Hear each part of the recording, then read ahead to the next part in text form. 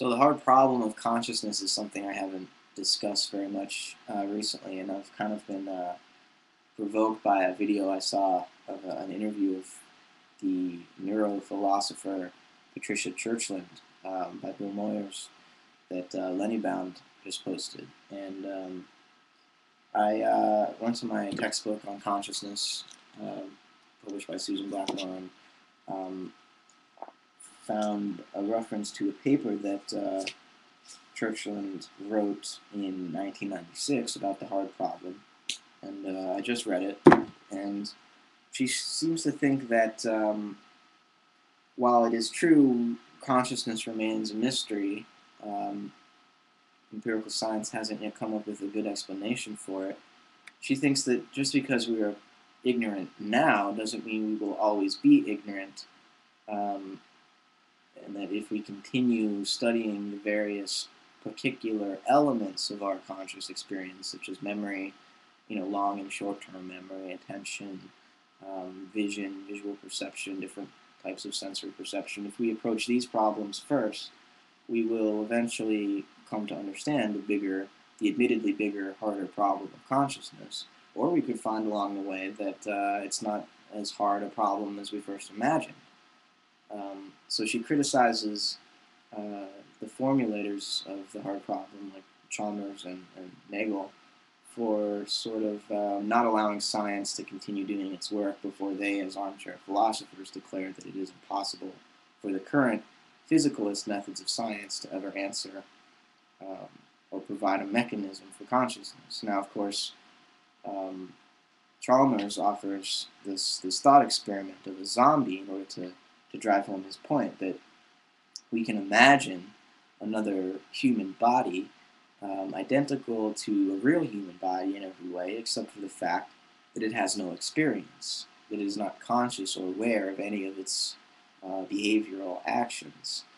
Um, and if we can conceive of such a being without experience that looks and acts just like any other human being, then it must necessarily be the case that consciousness is something else, something irreducible to the mere physical body. Um, Now, someone like Evan Thompson, another cognitive scientist, approaches this problem from a more phenomenological uh, perspective and asks us to question the whole framework of the mind matter dualism to begin with. Now, we may think that Patricia Churchland is also wanting to do away with this dualism um, between mental experience and physical material, but really, something she said in the paper I read was that the mysteriousness of a problem is not a fact about the problem. It is not a metaphysical feature of the universe, in other words. It is an epistemological fact about us. It is about where we are in current science. It is about what we can and cannot understand. So, in my mind, what Churchland is doing here is invoking the same argument that Descartes came up with in order to arrive at this fact of our subjective experience, of the I which thinks. This is why modern philosophy is focused entirely on this problem of epistemology. How does the mind, the I think, the cogito, come to know something about being, about the world?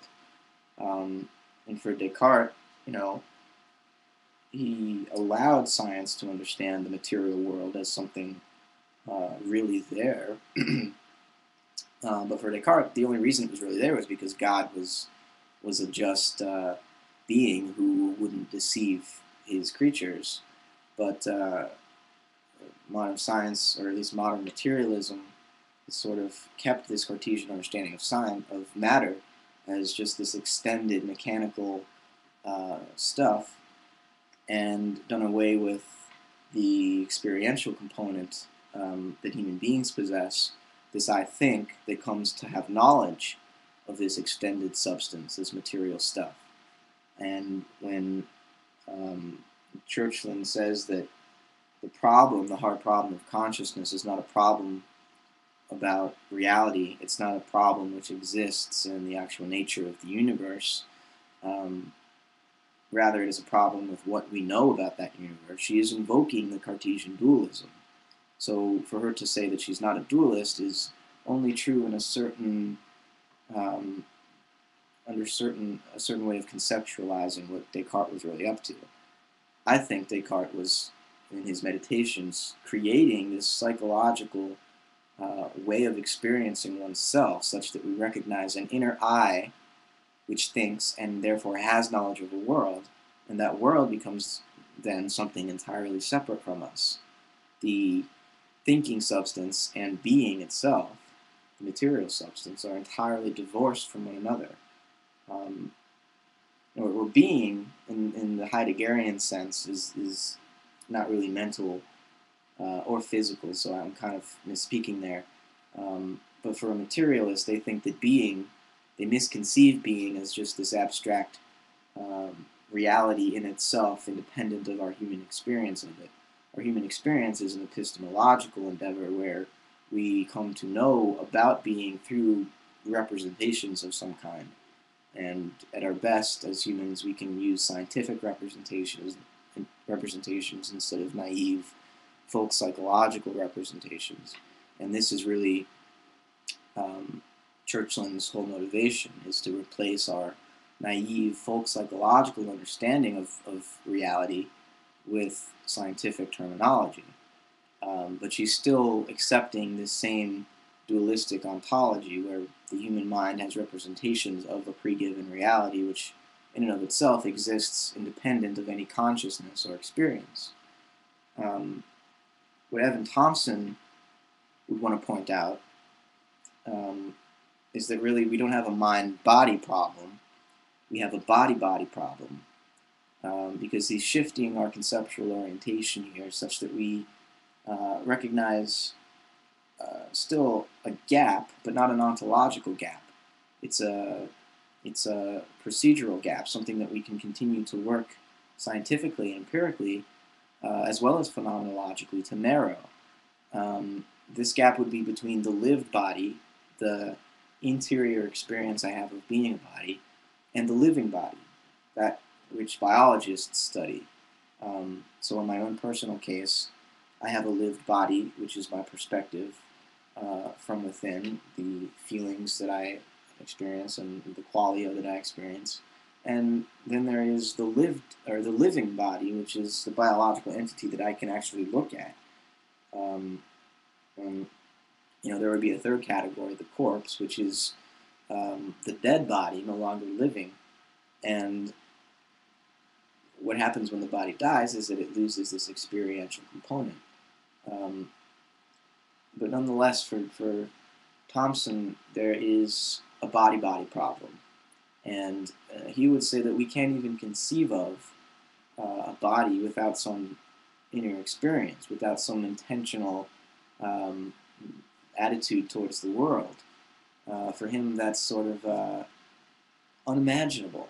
And we're allowing these Cartesian abstractions to supersede our actual embodied experience, which, when we return to our experience, we see that what neuroscience tells us about the living body could never come before the neuroscientist's experience of being a living or a lived body. So, in other words, the scientist's phenomenological experience of being an I think, which can gain knowledge of reality, comes prior to the knowledge it gains about the reality that it abstracts from its experience.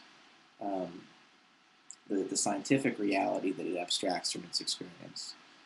And this whole issue of trying to understand consciousness in terms of the hard problem is thinking that we already have some settled physicalist ontology and now have to understand how consciousness could ever exist given this physical ontology.